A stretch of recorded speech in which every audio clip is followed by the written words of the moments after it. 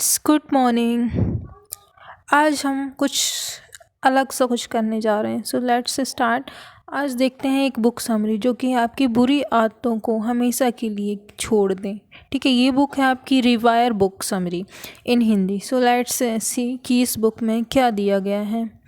तो देखिए, क्या आप अपनी बुरी आदतों से परेशान हो चुके हैं? क्या आप चाहते हैं कि आप अपनी बुरी आदतों को हमेशा के लिए छोड़ दें, लेकिन आप छोड़ नहीं पाते हैं? अगर हाँ, तो ये बुक समरी आपको ज़रूर पढ़नी चाहिए। हमारे दिमाग में दो तरह के बिहेवियरल पैटर्न होते हैं। पहला बिहेवियरल पैटर्न ऑटोमेटिक ब्रेन से आता है और दूसरा कॉन्शियस ब्रेन से आता है। ठीक है, तो ऑटोमेटिक ब्रेन वो ब्रेन होता है जो अपने आप ही काम करता रहता है, लेकिन कॉन्शियस ब्रेन वो काम करता है जो हमारे लिए सही होता है। यही वजह है कि अक्सर यह दोनों ब्रेन आपस में टकराते रहते हैं। आप डाइटिंग करने की कोशिश करते हैं लेकिन चॉकलेट खाने लग जाते हैं। ठीक है, इस तरीके से आपकी हेल्थ को भारी नुकसान पहुंचा सकती हैं और आप वो चीज़ें करते हैं जो आपको नहीं करना चाहिए।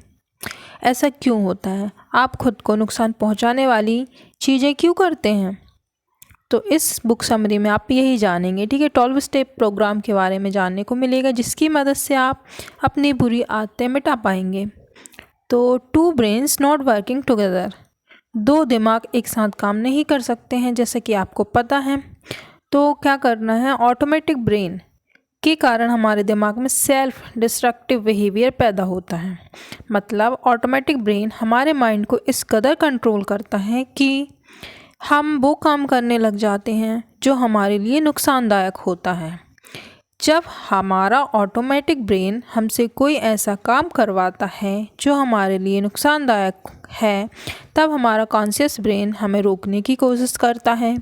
लेकिन ऑटोमेटिक ब्रेन पावरफुल होने की वजह से कॉन्शियस ब्रेन पर हावी हो जाता है, जिसकी वजह से हम ना चाहते हुए भी खुद को नुकसान पहुंचाने वाले काम करने लगते हैं। इसीलिए ब्रेन को ऑटोमेटिक ब्रेन फंक्शनिंग से निकालकर कॉन्शियसनेस की तरफ ले जाना बहुत ज़रूरी होता है। और यह तभी हो सकता है जब आप ध्यान दें कि आपके मन में किस तरह के थॉट्स आते हैं। अपने थॉट्स के लिए अवेयर होकर आप आसानी से अपने ब्रेन को कॉन्शियसली वर्क करने के लिए प्रोग्राम कर सकते हैं। हमारा ऑटोमेटिक ब्रेन भी काफ़ी अच्छा होता है, क्योंकि यह हमारे लिए हमेशा अच्छा ही सोचता है। ऑटोमेटिक ब्रेन बिना कुछ सोचे समझे अनकॉन्शियसली बस अपना काम करता रहता है।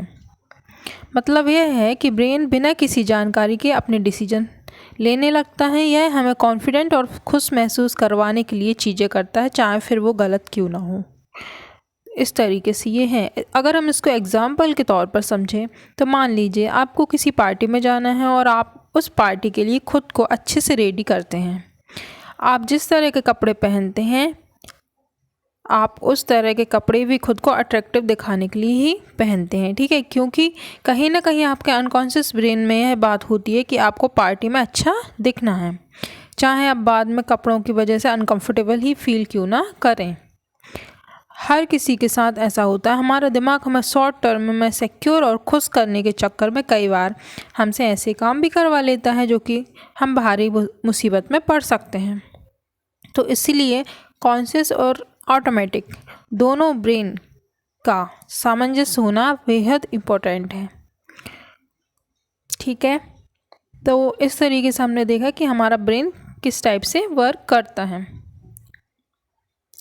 Self destructive behaviour automatic brain की करामात होती है।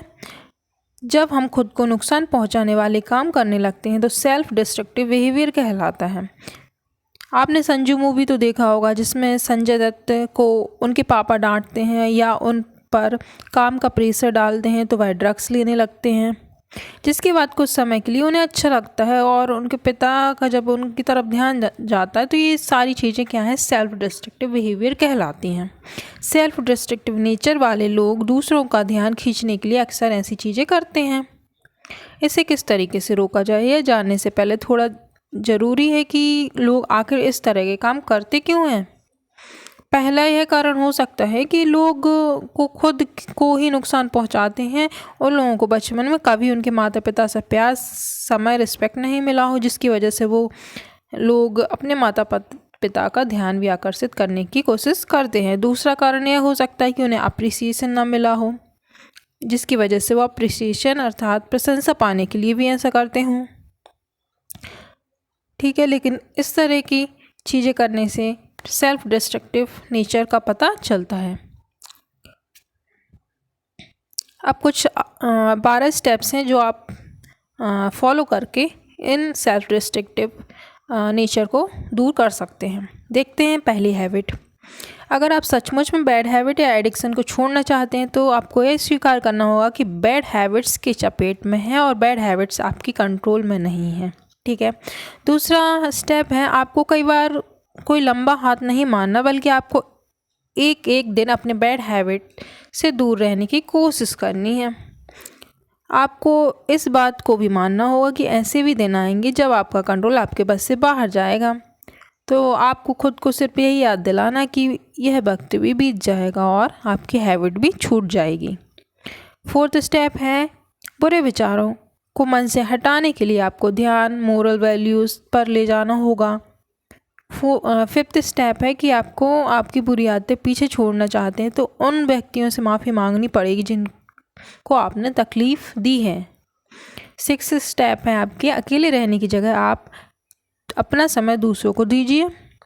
सेवन्थ स्टेप है, मन शांत रखें, ऐसी एक्टिविटीज़ करें जिससे आपका मन शांत हो, जैसे कि मेडिटेशन। एट्थ स्टेप है, आपकी आदत को हमेशा के लिए दूर भगाने के लिए सोचना चाहिए कि you can fake it until you make it, क्योंकि जब आपका हौसला टूटने लगेगा तो यह बात ही आपको मोटिवेशन देगी। नाइन्थ स्टेप है, बुरी आदतों को छोड़ने के लिए आप अपने दोस्त की मदद ले सकते हैं अगर आपका दोस्त अच्छा है।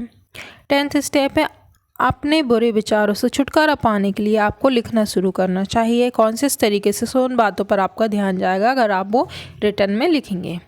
ठीक है। 11th स्टेप है, अपने ऊपर ज़्यादा प्रेशर मत डालिए, छोटी छोटी स्टेप से बैड हैबिट्स को दूर करिए। And last and 12th step है कि ये सभी चीज़ों को आपको एक ही दिन में नहीं बल्कि हर रोज़ करना पड़ेगा और शायद काफ़ी लंबे समय तक इन चीज़ों की प्रैक्टिस करनी होगी, तभी आप बुरी आदतों को छोड़ सकते हैं। तो दोस्तों, इस समरी को पढ़ने या सुनने के बाद आपको बुरी आदतों को छोड़ने में आसानी मिलेगी। I hope so. Thank you very very much guys. Bye bye.